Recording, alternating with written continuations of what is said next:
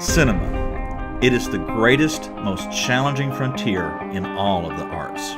The intersection of creativity, philosophy, life, and the storytelling thereof. It presents to the filmmaker the greatest of challenges. A failure in any of these contexts means a failure in the film. But with the perfect execution of all, you have a timeless masterpiece.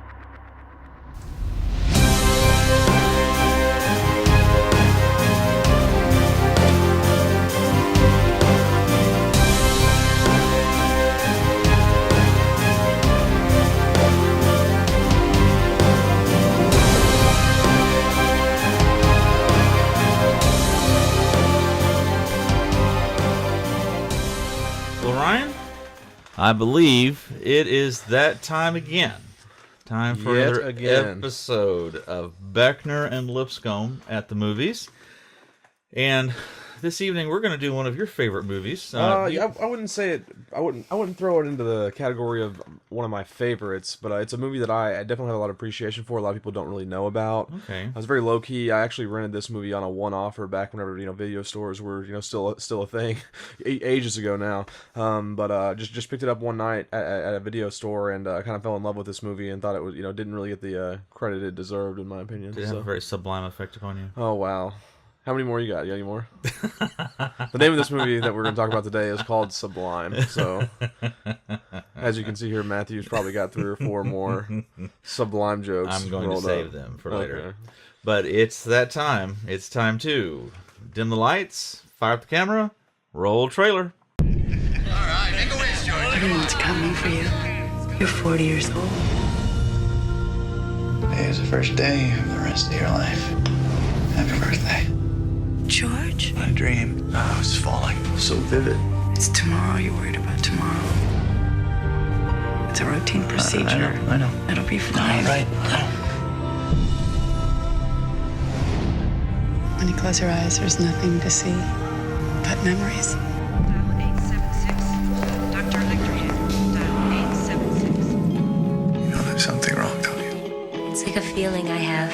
What happens over there? The East Ward? It's like a construction zone. It's been closed.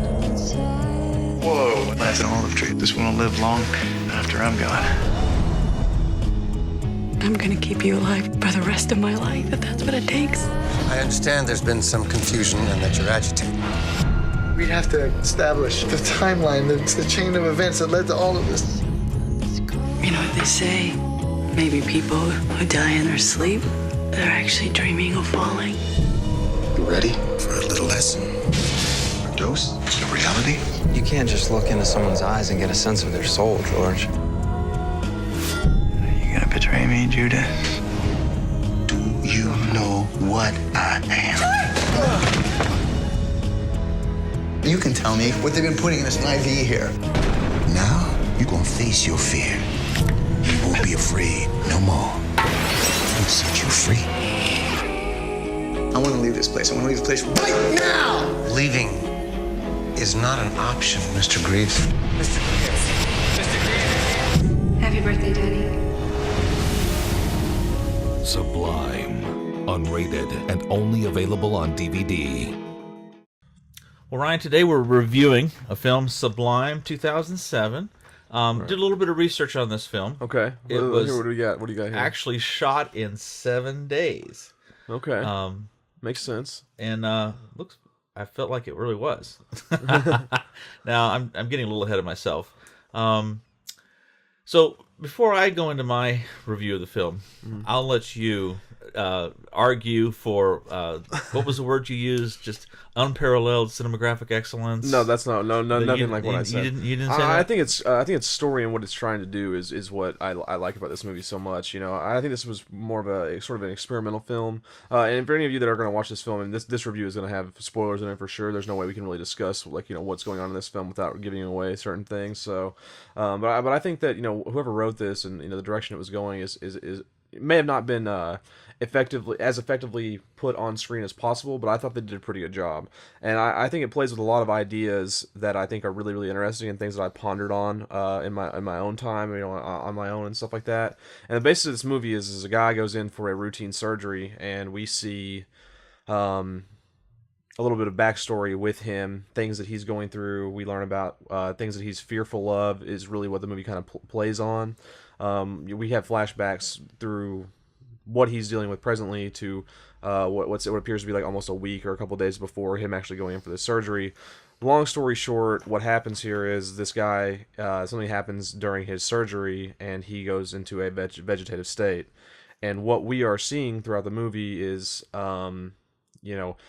we're seeing what he is seeing in his mind while he is in this coma. You don't really realize state. that until later on. Right, and it's a twist at the end. You see all these things happen to him, and you don't really realize till the very end that was what was going on. And what I think is really interesting is all the things that he's dealing with in his vegetative state, we'll just use that terminology for the sake of this video. Are things that he fears. All the things that he feared in his life were all like happening at one time to him. Before we realize that he's in a coma, he is told that they've given him the wrong surgery whenever he walks in the door.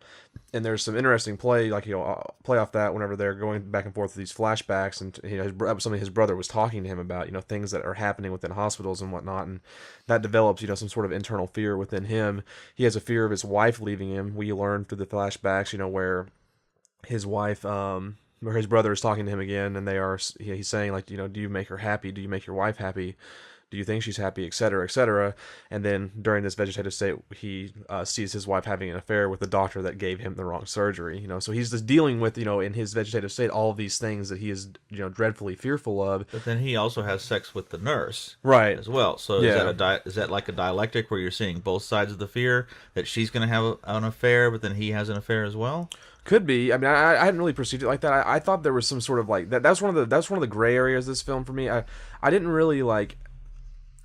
I had a little bit of a hard time with that scene specifically. As we know, he has sex with this nurse that has been taking care of him while he's in his hospital. I had a problem with that scene because I was watching it at my lunch break at work, and this started happening, and I started moving my computer around to where other people couldn't see it, right? Because I didn't want my work associates to think I was viewing pornography at work, right? And I was like, this is a movie. This is a movie review. Yeah. This is a movie review. This is art. 100%. Yeah, this is art. But yeah, and that she in that scene, you see her with a olive tree tattoo growing on her back, which is sort of interesting, sort of bizarre. I thought I think they were trying to do some sort of maybe it's symbolism there that didn't really wasn't really quite effective, I guess, in a way. You see, you're touching on some of the issues that I felt like I had with the film. Okay. I understand I understand the vision.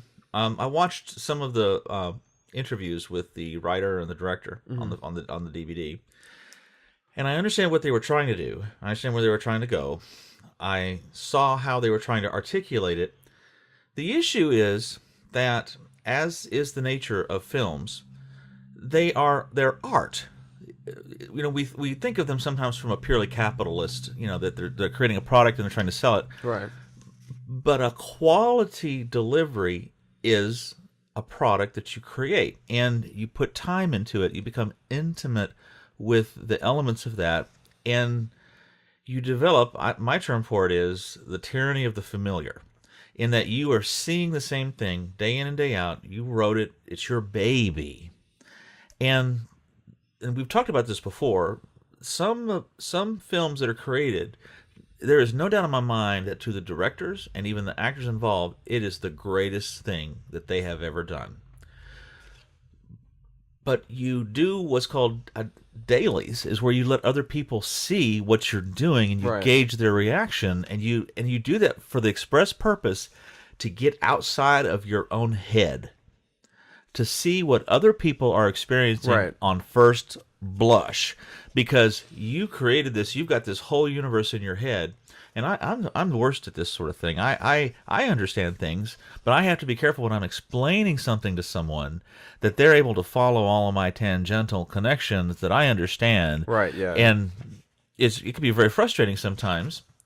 But that's the same problem in a movie, Right. and I think they had the same problem here. There's no doubt in my mind they understood everything that was taking place, and I'm sure there's layers and layers and layers of things Right. that they could be like, well, it's right here, it's right there. This doesn't make sense to you. But it makes wasn't presented perfect in an organized way, right? Yes. Yeah, and I agree with that. You know, I mean, it's not the most organized movie, whatsoever. But I think I think it was cool. I think the vision of it and the idea and what they were trying to do is a really unique idea, really original. Right. We don't really get too many films. It's sort of like the same feeling I had towards Abattoir, I guess.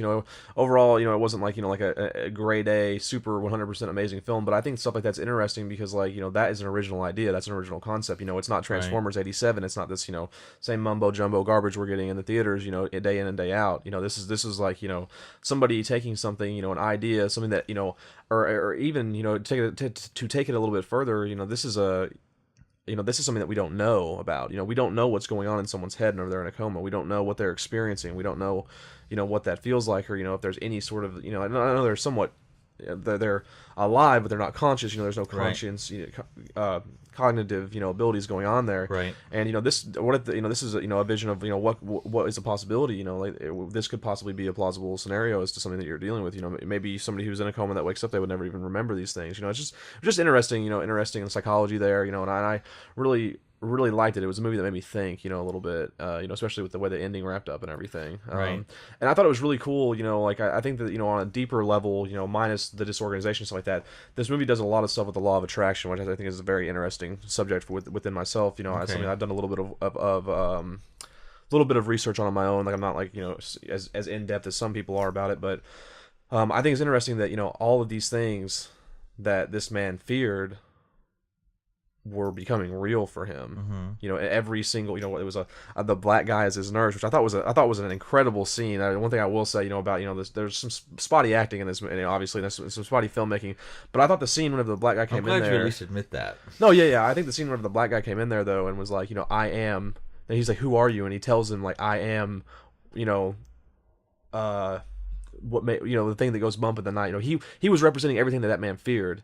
And I thought that was a really cool scene, really powerful scene in its own right. In the sense that he was like telling him and expressing with, I can't remember all the terms he was using, but he was like literally. He starts to cry. What did he say? I'm the sickle cell freak or something. Yeah, something. Yeah, and he goes into all these like explanations of all these things that are all sort of like tangential to like what that guy fears and stuff like that. And I thought that was just, that one scene was like really cool. And I just kind of thought like what they were doing with that. Of course it wasn't very clean, but the idea of what they were doing was pretty interesting. As all that stuff that he was fearing became real for him in that moment. And I thought that was really cool.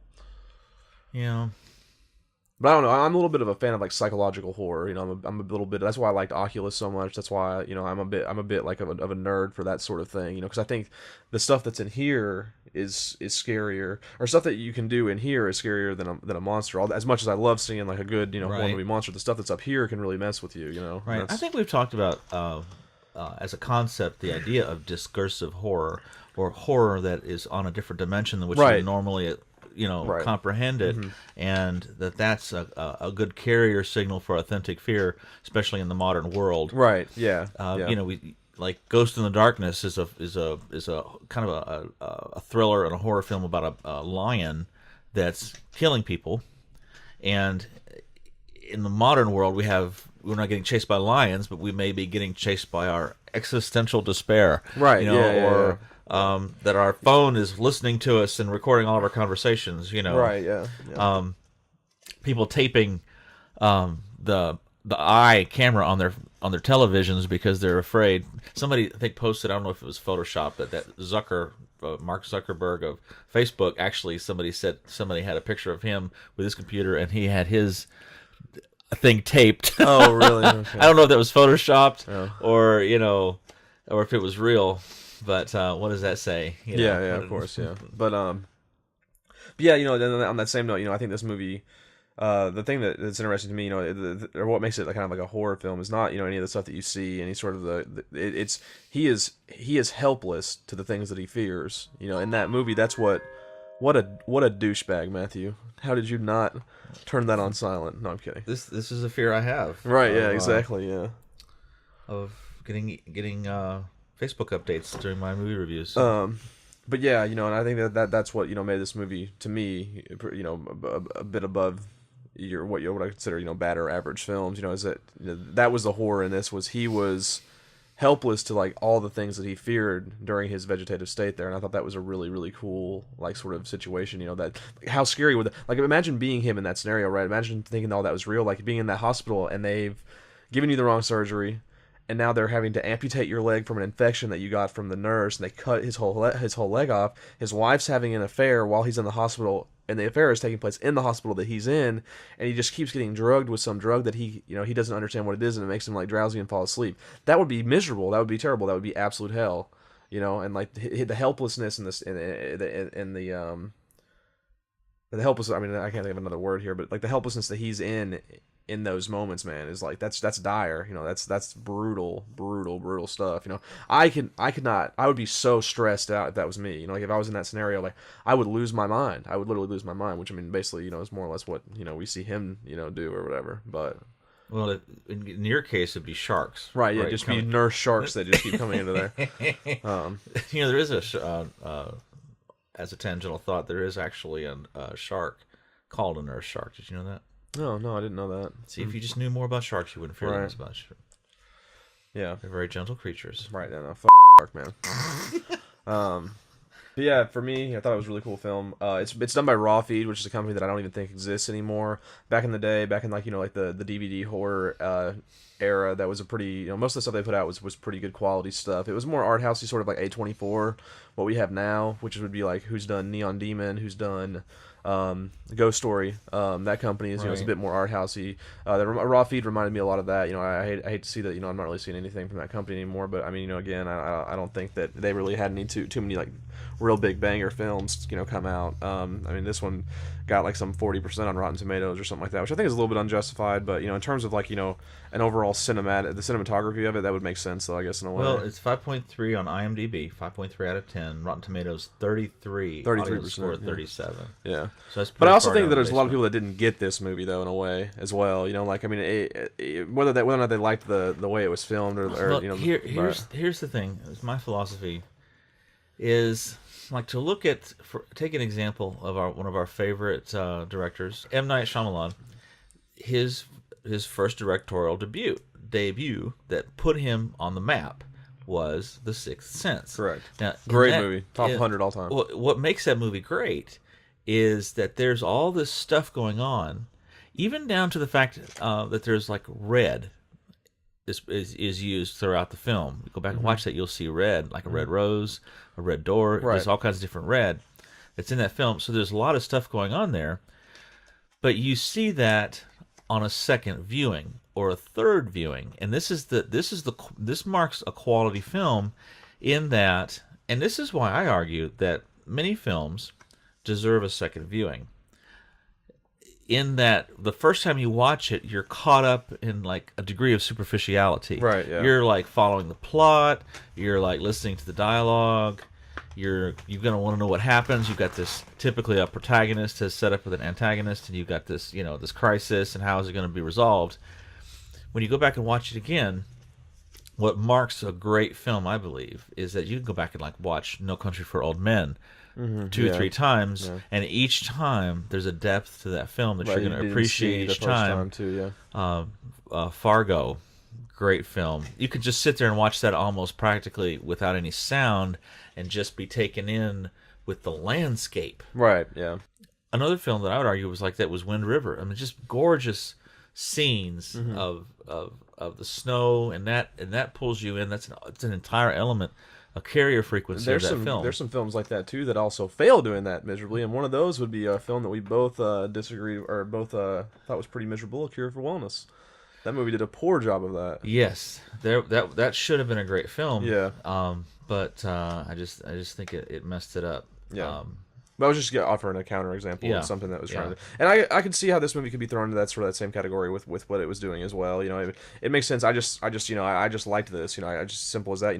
There's some people that don't like Cube. There's some people that don't think Cube's a very good movie, or it wasn't. Cube didn't have a very big budget at all either. You know what I mean? Like it was very done with very simple cameraing and whatnot. But I like stuff like that. I don't know why. It's just particularly my my sort of thing, I guess. Like I don't know. I appreciate the psychology of those, those Right. sort of films like that, and I guess that's what really like gets, I get off on stuff like that. Whenever I'm watching a movie, it satisfies my intellectual, desires from a movie. So Yeah, as I said, I know where they were going. I know what they were trying to do. The acting, especially the central character, it just seemed very wooden. I don't. What's interesting though is I actually don't know that actor's name, but I've seen him in other things before, and I feel like he always acts like that though, which is interesting. Like everything I've ever seen that guy in, he has that same mold. It's very. So I'm not sure whether or not that was like particularly for this film or it was just that actor. Period. Maybe they could have casted somebody a little bit better for that role. But everything I've ever seen that guy in, he's been very like stone faced. Very very just. Like I don't know how to explain. You have to watch the movie to understand what I'm saying. But he was just very like he would show emotion, but it was almost like he wasn't showing emotion. You know what I mean? Like Yeah. He was very so. Yeah, I don't want to badmouth their acting too much, but I definitely felt like they were kind of phoning it in. I thought the brother was pretty good though. You did? I didn't like the brother at all. Really, I think that you just I don't like was the brother because he was like everything that you don't like it like in general in real life though. Like I don't like his like that super left mentality that he was like bringing to the table, there and like. But I mean, like, he played it well though. He played it to where like where you didn't like him as a character. You know what I mean? But like his acting was was good though. I thought I would take him apart at the joints. Well, no, I know you would, but that doesn't mean he was a bad actor though. Do you know what I'm saying? In a real life conversation. That whole relativistic, I'm a hippie, I'm going to float around. Right, no, yeah, dude, I'm arguing, I'm right there with you. That's what I'm saying, is I think that since you are so anti those things, that you may have, like, used that fuel to just think that guy's a actor, but where the reality is, though, for you to feel that way, though, he had to have been pretty good at delivering it. You know what I mean? That's the reality there. Again, I need you to be man enough to admit that. Well, I know that, like Woody Harrelson, I would expect him to be able to carry something like that so much better. He would. You just look at him and you just see the hippie. But it's just because Woody Harrelson wouldn't actually be that in real life, and that. That's why you think it'd be better. I don't think in real life Woody Harrelson is votes for right, exactly. That's what I'm saying. So he's a very straight laced guy, but I just. That was just the way that movie came together for me on first blush, and I think this falls. I think this has the same problem that we argued in Ghost Story. They were doing something very avant-garde, and there's a place for that. But whenever you go off script, whenever you go out of the mold, you have to. It's still art. It's still a presentation. Even if you're transgressing artistic normatives, there's still a burden of proof that you have to maintain to get your point across, and to make do those violations or that expressive creativity in such a way that makes sense. And that is what makes a great film, is that the ability to put everything together, like. Let me ask you this before you continue that. Do you think this movie didn't make sense? Or it just didn't what they were saying just wasn't put together well? Because those are two different things. I think there was weakness in the acting, and I think there was weakness in the cogency of the script. If you had Samuel Jackson or Denzel Washington in this film, they're capable actors. They are actually geniuses at what they do. They would have been able to compensate for a poor script and even that out. But I think there's a weakness in the acting. I think there's a weakness in the script, and there's nothing to compensate for those weaknesses. And I just think it bogs it down, and especially when you have a weak script and then a weak actor. There's an aggregate sense that takes place there, and I just felt like that's what was happening here. Okay.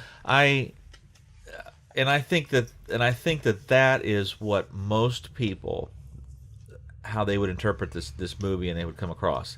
Like I said, I know enough about film, and I know enough about experimental film, and I like films that transgress on some level and are experimental. I like those enough to appreciate, but I still want them to be done well, and I still want to see courage and depth in that, and that's really hard to do. Give me an example of something that you would consider that then. Well, we were talking about this with a friend, Tom Hanks in Castaway. That whole film is carried by one guy who's on an island. Yeah, but that's a mainstream film, though. That's a mainstream film, but still, the plot is he's on an island and he has to survive. Yeah, but I don't think that's very experimental, though. And I think that's very. I could name 10 movies that are like that, like right now. Okay. Leonardo DiCaprio's newest one. What was the one where he was in, where he actually won the Oscar? What was the name of that film? The Revenant. The Revenant, yeah, similar situation. It's almost identical to it. On some level. The Gray, with Liam Neeson, same. Okay, but I mean, like, I don't think that's experimental at all, but that's just me. But it's experimental in that it's one actor, and there's one actor virtually carrying majority of the entire film. But my point is that Tom Hanks is such an exceptional actor. He has such capability in his repertoire, right? That it really didn't matter what the plot was, right? Or it didn't matter whether I mean, I think that there was comedic genius in the script writing, right, of that film, like Mr. Wilson. Yeah, that's everybody. And that's the first thing you think of when you think of Castaway is Mr. Wilson, right? Yeah. So in that case, there was great writing, I think, but just brilliance in terms of an acting capability. Right. And I know I will never be a good actor. That's not something that comes natural for me. Right. Some people wish that, and it can be, I think, developed as can anything. And I think I've said this once before. I admit that I have a curiosity to what it would be like to actually sit under a masterful actor and be taught for like an hour, and just to see if what they could do with somebody like myself that has zero experience. Right. And I think a truly great master could work with an apprentice and do amazing things just because they're a master, just because they are at the pinnacle of their capability as executioners and interpreters of that art. That said, when you have someone who comes into a role and they play it, it is art. It is art, and by nature of that art, one man can look at something and see junk, and another man can see treasure. The difference is the aggregate and the majority of people can look at something and see the excellence that's there.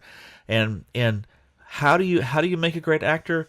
There's books and books and books that have been written about that. And again, we're getting more into, probably this is a little bit of a distraction, but I think that any given person in that film has the potential, no doubt, to become a better actor. But I just think in that case it just didn't happen. And right. and it's really hard to, I mean, like, if you look at a Mona Lisa, like, well, what makes the Mona Lisa great? Why is that a classic? You might, an uneducated eye could look at that and just think it's just another picture of a woman who's maybe halfway smiling. Right. But there's a depth. There's a depth that's there, and it's part of the beauty and the art and the mystery of cinema is how someone can stand in front of a camera and capture that emotional energy and articulate it. And I think that's one of the things that, to me, makes cinema so amazing. I know this is, again, I'm chasing a rabbit tail here, but Blade Runner, the initial movie, the very end of the film, where Rutger Hauer picks up Harrison Ford, throws him across the top of that skyscraper, and then goes into that monologue, which he totally did, wasn't even in the script. And I remember when I was a kid watching that, and it's the music, the score is perfect. Ridley Scott has the light and just the neon that's there, and the way he delivers those lines, the water running on his face.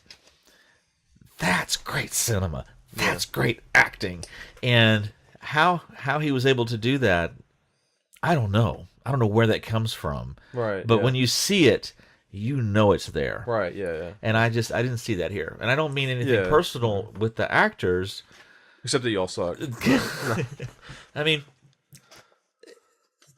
I think if you and I had acting lessons for 30 minutes, I think we could put together something fairly interesting. It would probably look like The Room, but Right, yeah. it's they need to work on the presentation. And I wouldn't even know how to tell them to do that, other than, how do you know great art? You know it when you see it. Right. Yeah. And again, I I think again the screen right here, I think, is good art. The delivery here is lacking a little bit. But again, stuff like that though, I like ideas. I like like I said, the psychology of stuff, and I liked Right. where this was going, and that's what made me make this film somewhat redeemable to me, I guess is the right way to say that. For me, it dabbles into things that I'm interested in. So it was I mean, I enjoyed it. I enjoyed it a little bit more, probably about 2/3 of the way through it. It seemed like it picked up a little bit better. And that was a pretty good twist at the end, though. To be fair, I can definitely see the risk that the studio took, or in doing the film. And you have to take risks. Right. There's some really classic movies that have been done that were very iffy. Right. Is this going to be a unmitigated disaster, or like classic cinema? And you just never know until the lights dim and the curtain goes up, and you look to see how people are affected and engaged by something of which they know very little about, but they're brought into the story. And you have to have the to go back to the Sixth Sense, you have to have. I think I was going to mention this. I may have distracted myself. You have to have a cogency and a cinematographic articulation that pulls the person through the story and brings them in, and carries them like a carrier signal. Mm-hmm. There can be all kinds of other things going that you can watch on a second blush, right? Yeah. On a second viewing, like the Red Rose that I mentioned.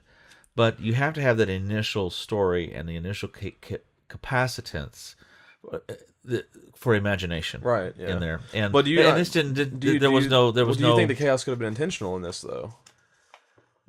Say that again. Do you think the chaos in this could have been intentional?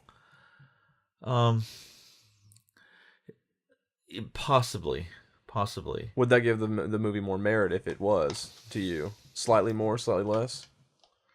Possibly.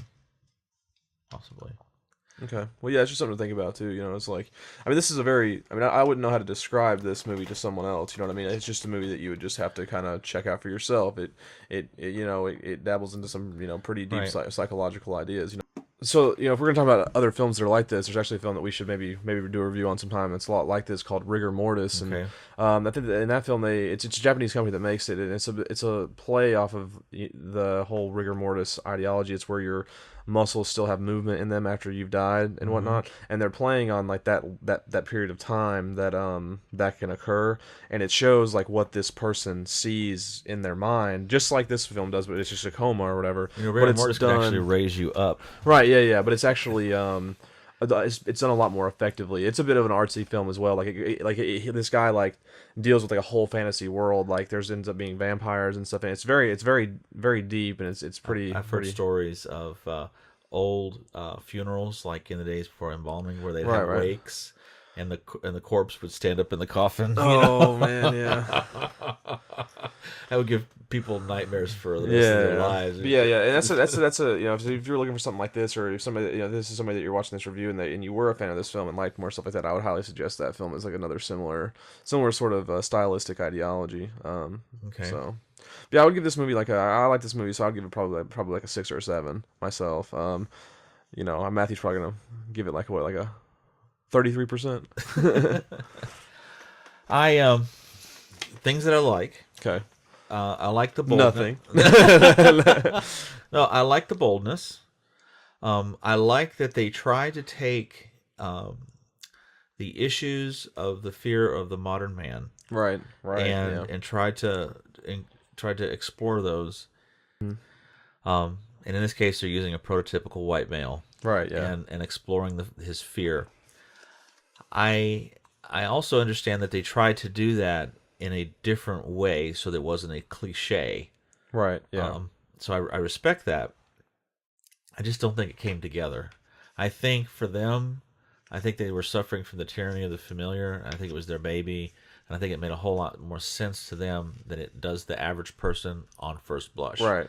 And I think you have to render that opinion for what it is, and you have to be very careful with any kind of elitist. Well, you're just not sophisticated enough to understand our film, Right? Yeah, and not that they would say that. I would assume that would be their first temptation to feel that. And I'm saying this as a critic, that if they were actually watching this, I would want them to know that I respect how they attempted to do it, but I just don't think it came together. Right, it didn't come. And I would encourage them to continue to be bold and innovative, and to go off course. And the next time they might really connect. Next time it might really be like the solid crack of hearing the ball, that that ball's going out of the stadium. Right. Yeah. That could happen. I just don't think it happened here. I think that this might be practice for them in that regard. Right. Yeah. Because I don't want to trash the movie just to trash it. But, right. Yeah. But I feel it was perhaps a development, I hope, for the director to see and to get to a better place in a different way. Hopefully, we'll see more work from them, and hopefully they'll continue to try to innovate. But that's the burden of innovation, is sometimes you go off track, and you create something amazing, and sometimes you create something that's just kind of confusing and muddled and doesn't really come together very well. And I think that's my burden. That's my interpretation of this film. So I'm going to give it a 5. Okay. It's not trash. I wonder if they